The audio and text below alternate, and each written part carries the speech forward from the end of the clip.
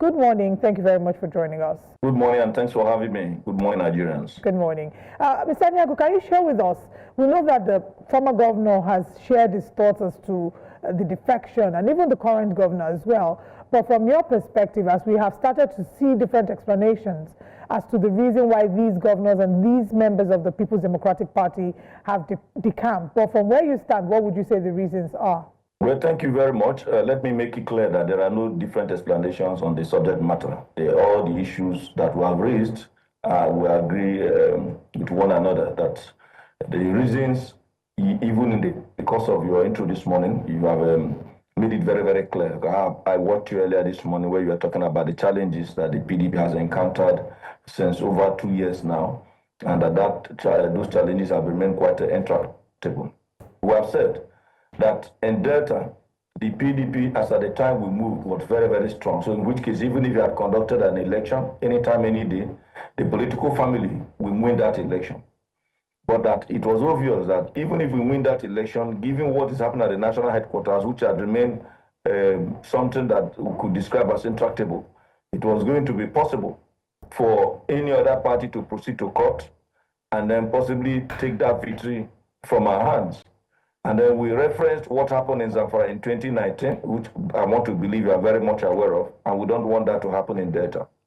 Secondly, being a very major contributor to the national pulse, for almost 10 years, we have been in the opposition, and whether we like it or not, there are certain advantages that you have when you are connected to the center that will also be able to derive that advantage in full when we're also connected to the center. So that's why we said that we do this decision in the best interest of our state. Like they say, every politics is local. So we have taken the decision, believing that we are going to be able to bring those dividends of democracy much more to our people, sustain the development efforts in our state, and at the same time, being able to reach out to our brothers in other parts of the country, specifically the other 35 states and the Federal Capital Territory. So those are some of the reasons why this decision was taken by the leaders and stakeholders of the PDP family before 2 days ago. Thank you very much, Honorable Aniagwu. I would like to take you on the statement you made that there are resources that accrue to the state when connected to the center. Delta State is an oil-producing state. It's very rich. It's held its sway for 26 years of the PDP, almost 26 years. And you also get derivation funds. So people are questioning what advantage really could you have? And when the governor of Lagos, the president, when it was governor of Lagos State, it was in opposition for 16 years, and he still managed to achieve what it did in Lagos. So could you share with us what sorts of benefits the Delta State people will now enjoy now that they're in alignment with the central APC government in Abuja? Well, let me start from the point you referenced Lagos. When Lagos was in the opposition, the coastal highway did not start from Lagos. When Lagos was in the opposition, at a time, the council funds were seized by the federal authorities.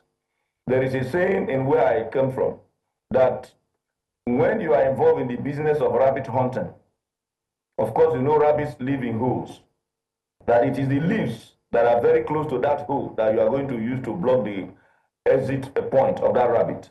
You don't go hunting from a very distant place because it is those around you. So what that means is that the moment you are on the same platform with the president everywhere in the world, even in the United States, there is a tendency that you are going to have more opportunity to meet with the president and meet with the presidency, connect with those at the center. Two, when ministers were being appointed, of course, you know how they were appointed. They are largely from members of the same political party. When different boards are being constituted, they are usually constituted from members of the same political party. So when you are not in that environment, that table where some of those federal resources are being distributed, whether you like it or not, there is the tendency that you are not going to benefit as much as those who are on the same platform, more or less seen as brothers, politically speaking. And so I don't want to believe that that is something of contest, that if you're on the same platform with the federal authorities, you are likely going to benefit more. And we're interested in that benefit because today, Delta contributes much more than any other state to the federal purse. And I know you understand why that is so, being #1 oil producing states in our country. And secondly, we have also made it very, very clear that we don't want to get involved in an examination as a brilliant student, having very wonderful lecturers. And at the end of the day, we're in a department where the course is not accredited by the NUC. And you know what I mean? That as members of the PDP, we were sure that we were going to be able to win election in Delta anytime, any day.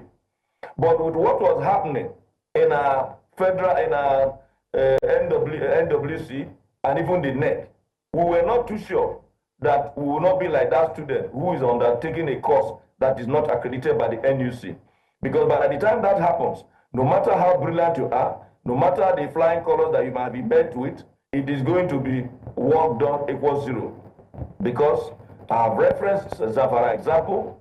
You also recall what happened even in Bayelsa, sometimes about 6 years ago, when David Lyon won the election, but because of what was seen as a comma in the names of the deputy, just less than a few hours to inauguration, the Supreme Court made its pronouncement, and that was what paved way for Governor Deodiri to become the governor of Bayelsa. You do know up to today, he's described as the miracle governor. We don't want such kind of miracle to happen in Delta. We want to win and also to be able to be in power and continue to deliver on the dividends and the promises we have made to our people. So it's really about... We're talking politics here, and that is what we're playing. So are we agreeing that at the end of the day, there's an element of self-preservation ahead of 2027 that is fueling this move? Do you go into an examination with intention to fail? It's not about self-preservation. It is about politics. That how do you go into an election knowing that even when you win, there is going to be a comma? That cannot be reasonability. If you know that there is going to be some challenges, anybody, anytime, you don't just, you are coming to the office this morning, you prepared, hoping by the grace of God you'll be able to get to the office. If you were told last night that the vehicle that is going to possibly take you to the office, that midway, that vehicle is going to break down because there is no fuel, are you not going to take action and make sure that you fuel the vehicle so that you can get to your destination?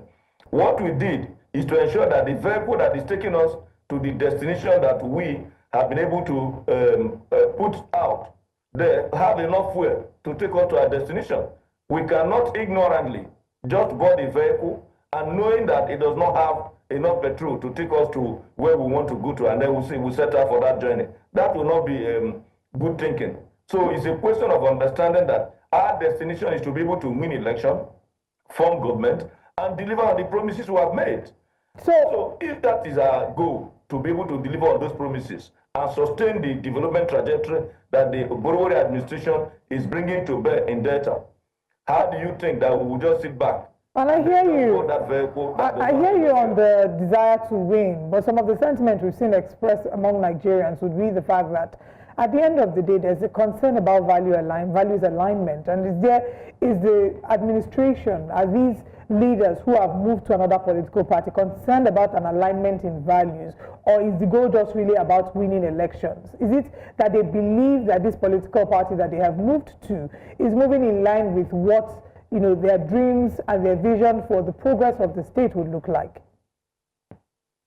I have also listened to this argument that you just put forward, and I am finding it difficult to understand what it means. I have heard people who are talking about the movement being on the grounds of personal interest. And I ask, what is the personal interest? If the interest is to win in an election, when you are in the other party where you are moving from, is the interest not also to win an election?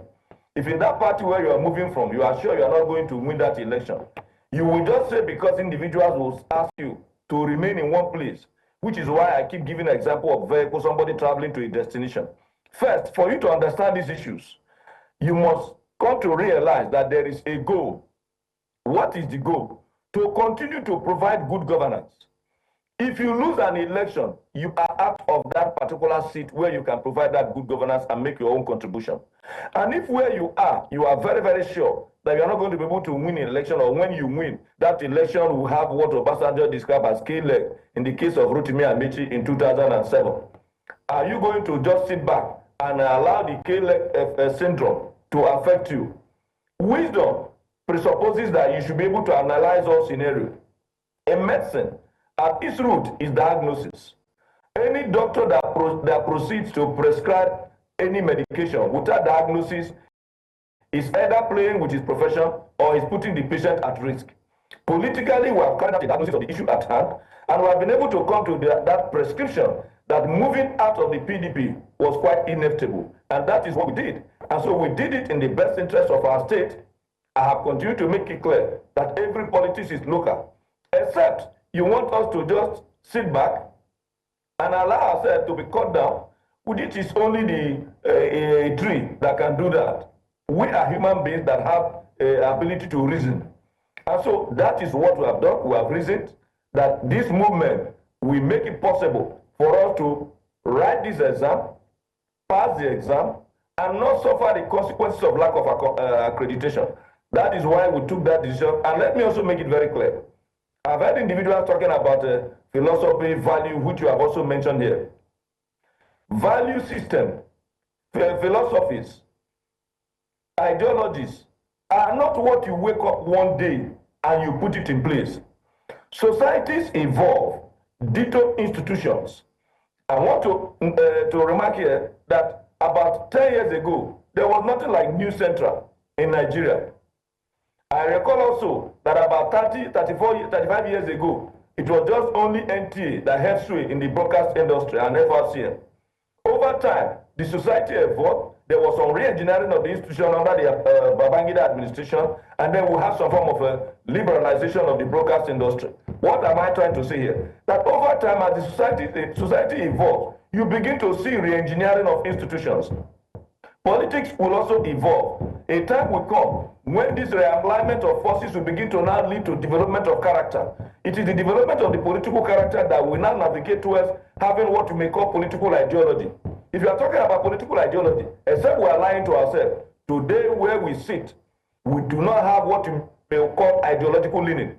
There are, before now, we could begin to see that the PDP was tending towards what you have in US, as in the case of the Republican Party, having some capitalistic orientation. While the All Progressive Congress and a number of other parties have some form of democratic values, where you do have issues of societal assistance. You see it doling out of funds to be able to help people. But over time, these different philosophies will develop and define the political parties. When they define those political parties, individuals will queue under that character. It is the queuing under that character that now begin to give up the ideological leaning that we are talking about. But at the moment, we are still passing through some form of evolutionary period. This evolutionary period will one day lead to institutions having to have a definition of character by way of ideological leaning. So let us begin to understand that at any given time, societies evolve, value system evolve, character evolve, and once it gets to that peak where there is that kind of evolution, you would have been able to see the kind of thing we are looking forward to.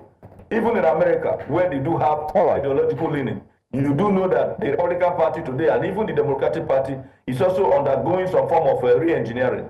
Well, Aniagwu, I mean, some people would argue that you use the analogy of the car that's having issues and you could plan ahead, knowing that to stop on the road. Some will argue that since you knew, you could have fixed it, before you start your journey. But that's one thing to look at. Another thing is, I mean, the National Working Committee is threatening to, sue the governor for taking the people's mandate, moving away from PDP to the APC. And let me also ask you, Honorable, is the APC the only political party to move into? There's SDP as well. I mean, there's APGA, there are other political parties. Labour Party. There's Labour Party. Why the APC? Because everyone is saying that it's simple. It's just to move to the APC, who, formerly they were viewed as a party that you would never go to, but now you are moving there. So why didn't you choose any other party? Why didn't the governor choose to go to another party, why the APC? Soft landing? Thank you very much. Let me start from the rear. That is the last question. So it does appear that the problem that you may have with our movement is not the issue of the movement, but where we move to. And so if we agree that there was a need to move, then I want to say now we're on the same page.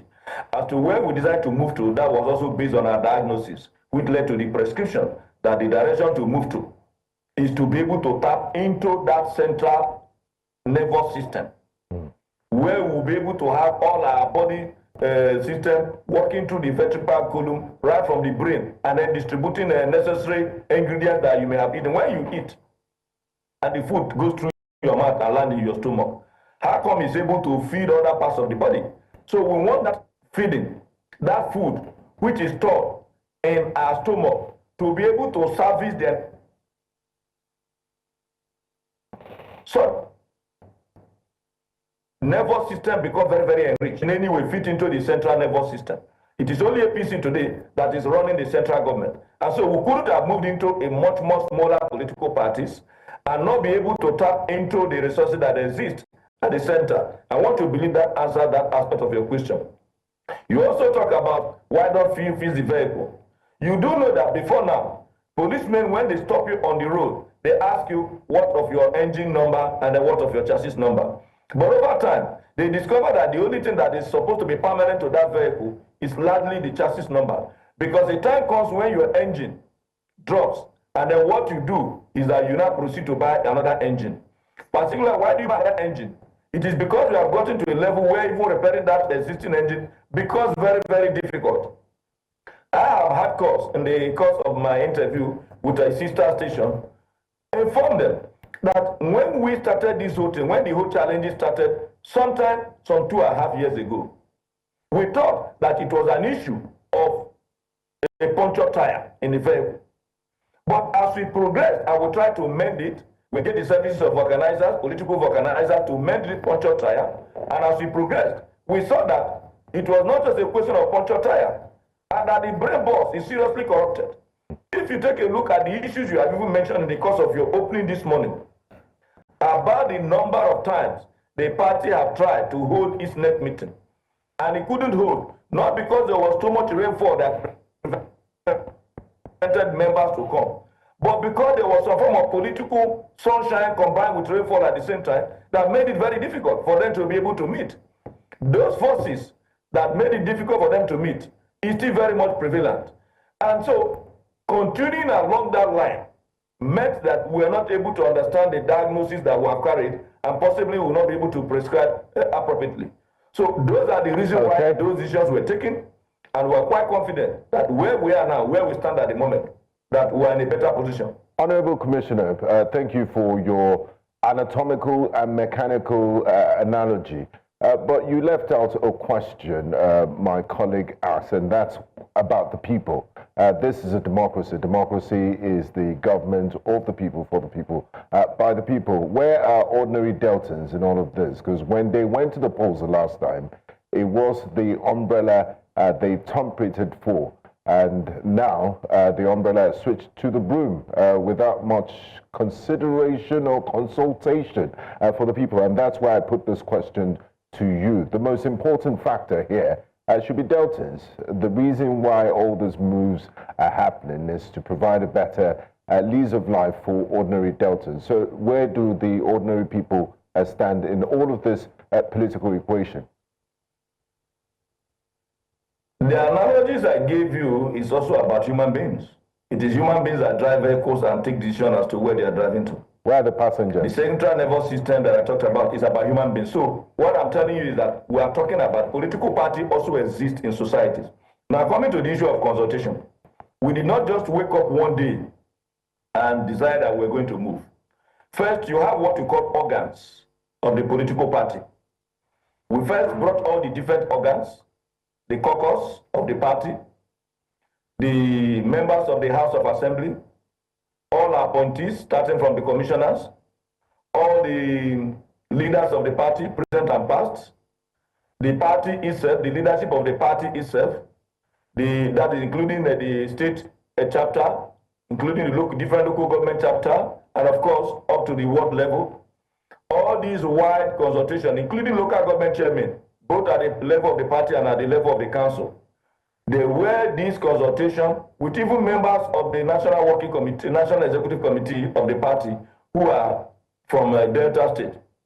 And thereafter, having had this very serious consultation with these stakeholders, we proceeded straight to the local government level, where meetings were held by the different leaders of the local government and the members of the party. General meeting was called. After that, we didn't stop at that. We asked leaders to proceed to their different wards. And from the wards, the message also went down to the unit, which is the smallest composition when you talk about political processes in our country. By the time we were going to the units, we were meeting more of our people. At the level of the world, we were interacting with the people. We informed them. They agreed with us that we needed to move. And so when people talk about consultation and democracy, what we did in Delta is much more democratic than whatever you can think of, because the governor and the former governor did not just wake up and say, let us move. Otherwise, at the official defection day, you would have seen that the venue wouldn't have been that populated. But you saw the number of people that came. People were absent because all of them had somehow not this fear that if we win, which we know we win because we hold sway, and that tells you that we operated and moved from point of strength. So we didn't want to wear even that strength. We just be likened to that student I told you, very intelligent, all right, but writing an exam on the course that is not accredited. So we consulted very widely. So it's about the people. They agreed with us, and we had to move. Honorable, you said that the governor and the former governor did not just wake up. Do you have an idea when they decided that they wanted to defect? I am telling you that it was consultation. No, I'm just asking for a time frame. No, they didn't get to a conclusion. I mentioned that almost every Delta in the PDP had had this apprehension based on what was lingering, the challenge, political challenge that was lingering at the party headquarters. I hear you, and I think you this morning, yes, even you this morning alluded to the fact that the party was not even able to discipline those that were seen to have engaged in anti-party. And I completely understand, but I don't think that this is the answer to my question, sir. My question is, at what point did they know they were going to defect? Was it this year? Was it last year? Was it 2 years ago? I just told you that there was a consultation. It was a product of that consultation. When? Different individuals. When? Hold on a minute. Hold on a minute. Different individuals in the party have been nursing the fear, including these leaders, because they are also in Nigeria. And individuals, they say, man, talk to man, man, listen. Individuals have been having that, listen, what do we do? How do we navigate through this murky water?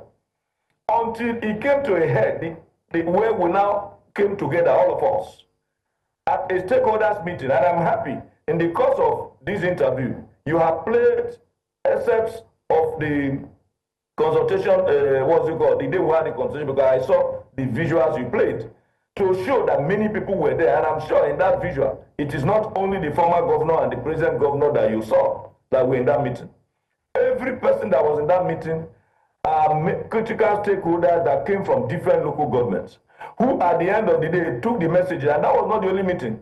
We had more than 6 different classes of meetings cutting across different, including non-indigens, including the religious group in Delta. So, I think that you're driving at the fact that you consulted far and wide. What I was trying to ask was, did these consultations happen in the space of 1 year? Did it happen in the space of 2 years? I think that's the question I'm trying to drive at. It couldn't have happened in the space of 1 year. How can you be consulting that kind of vision for 1 year? I said everybody already had nursed the fear. So even before even bringing us together, individuals were already having some thoughts. There are even those who have even moved earlier. Reason that, look, the way this party is going, they may not be able to realize certain political goals. All right, so the reason I was asking, have been moving. Maybe I should share with you the reason I was asking why and the duration this consultation took place, because you did make reference to having had another interview. I recall that you were on Arise TV in January, And in the interview, you were very strongly saying that the governor will not defect. In fact, in a number of statements there, you said for those individuals who think PDP is going into extinction, I think that is the height of malaria-induced dream. You then mentioned as well that Oborevwori is not in the business of jumping. So there were a number of statements that were made in January, and now in April it's a different song. What happened in the space of 3 months? Thank you very much that you mentioned January and you mentioned April. Even by way of spelling, they are not the same. That's why I was asking for the time frame. Hold on. Just hold on a minute. Hold on a minute. In the course of my analysis earlier, I told you that initially we thought that the vehicle that we're in was having a puncture tire challenge. And oftentimes we brought in vulcanizers. What does that mean? That we thought the challenges we were having are things that we can easily, in the course of time, deal with. And not also forget, there is a timeline. Between now and just about a year to come, the primaries of the different political parties will take place. And candidates are supposed to emerge. So which means our destination is known. So if you continue to mend this tire, if it were to just be the issue of just tire, you know you can just jump in somewhere and buy a fresh tire and then possibly get the vehicle moving. But I mentioned that over time, it moved from having puncture tire to challenge of the brain box, which is more or less the central nervous system of any vehicle. It's just like when your brain is challenged, every other part of your body is going to have some form of challenge as well. So, my sister, in January, we were still mending the tires, hoping that the vulcanizers will fix it. But when the governors of the PDP converged on Ibadan and took a decision that a party that was operating from a weak point cannot match, cannot collaborate with other interests, and were very busy inviting other interests, if they are interested, to come and join them. That is not the position you take from point of weakness. That is a position you take from point of strength. The moment we saw that, we were not too sure who our governors at that level were working for. And so that was more or less the last straw that broke the camel's back. Because we were hoping that from where we were, that what would have been able to save our party. Yeah, you there? From the challenge of the puncture tire, is that we were going to be able to collaborate with other interests. And so when our governors, of course you know how important the governors are in any political party, when they took that step, from a point of weakness of our party, we knew that they were not placing the party on the point of competitiveness. Because you need to be competitive for you to say, okay, in the next election, if we remain here, not only that we will win in that, we are also having the likelihood of also winning at the center, so that we form the central government. That is the target of any of the political parties, particularly in Nigeria. We look forward to being able to win the central government so that indeed we're able to take the advantage of the entire political structure. But the position of our governors, persons we believe would have been able to cure the party of the challenges we are having, now infusing much more a challenge that could be seen as a virus introduced into the brain box. So we advised ourselves, we carried out a diagnosis, and then we came with the prescription that you saw that reflected by way of movement. All right. We unfortunately have to wrap up. Thank you for your time. We, of course, will continue to follow up with the defections and the updates regarding the APC in Delta State. I mean, it will be interesting to see how things turn out and how the governor can collaborate with the APC this time. My sister, we have already moved. Don't be following the defection. Follow the development in Delta. Our development trajectory has been phenomenal. So follow what we are doing. Are we going to lose steam, or we are going to gather more energy? Well, so we'll get to find out. Does not bring development. I think we'll get to find out as time proceeds. Thank you so much for your time. Thank you, Honorable Commissioner. Honorable Commissioner.